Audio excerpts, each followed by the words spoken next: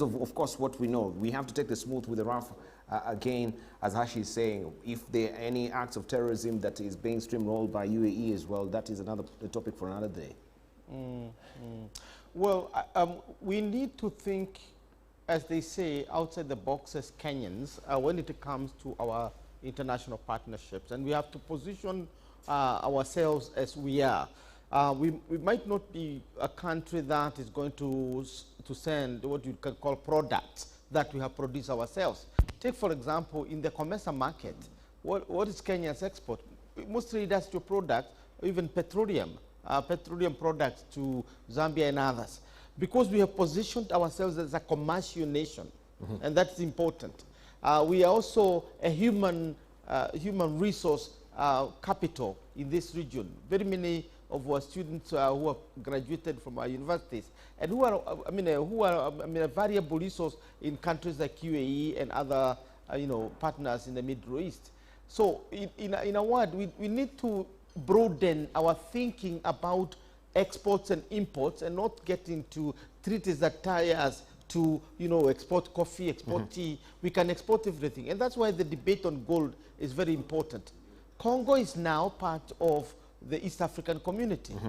And as a member of the East African community, Congo is fabulously rich in all manner of minerals.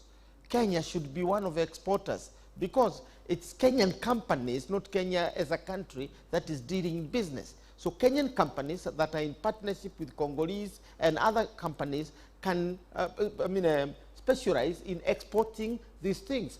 We should position ourselves as a country not as just producers, but also traders, a trading nation. That is what UAE is. UAE does not produce coffee. UAE does not produce any mineral. It does not manufacture anything in terms of cars and so on. But why is it so powerful as a nation? Because its founders positioned the country as a conduit for other businesses. And that's why everybody wanted to be there. That's why everybody see it as a great nation. UAE is an idea. What idea is Kenya? What kind of idea are we producing of Kenya? Not just producers, but also people who are handling a big business internationally. Indeed. Indeed, it is an idea. And of course, if you read the Sheikh Al Maktoum's book as well, How You Build Dubai, you'll see this is an idea. Let's just hear from Dr. Mustafa. Dibal, I don't think UAE has anything to benefit from what Hashi has alluded to. And I don't know, since when did Hashi start peddling fake news? Or listening, he says this is not conformable facts. We said this is comments from Hashi. New York Times. No, I think UAE, as I said earlier, the manner UAE is a very secular country, and it's not weighed down by any of these religious ideologies, some of which then become problematic, like we've seen in the Sahel and the Horn of Africa.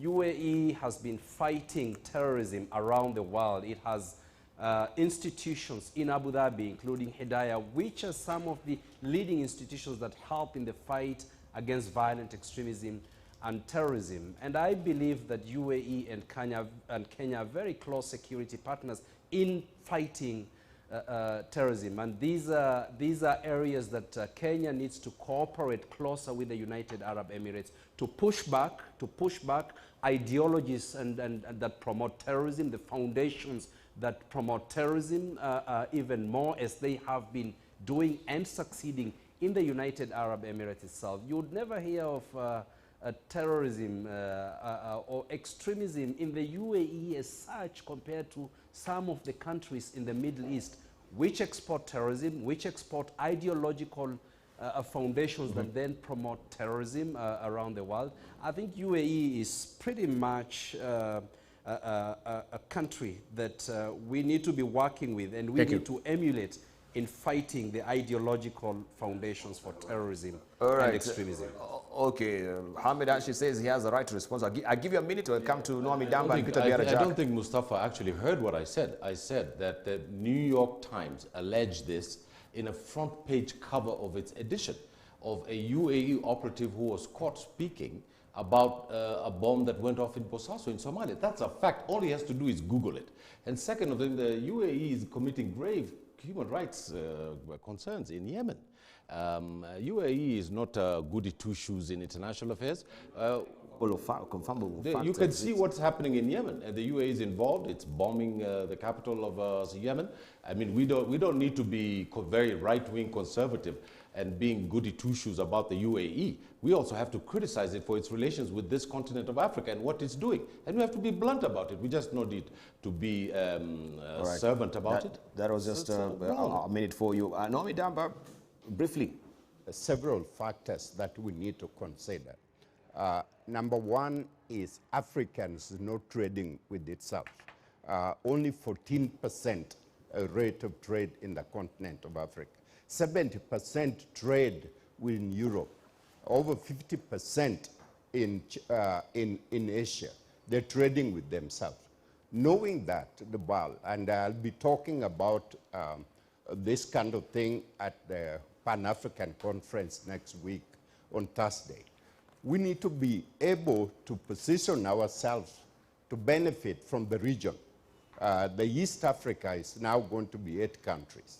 So the gold from Congo really need to be processed in Kenya. And Kenya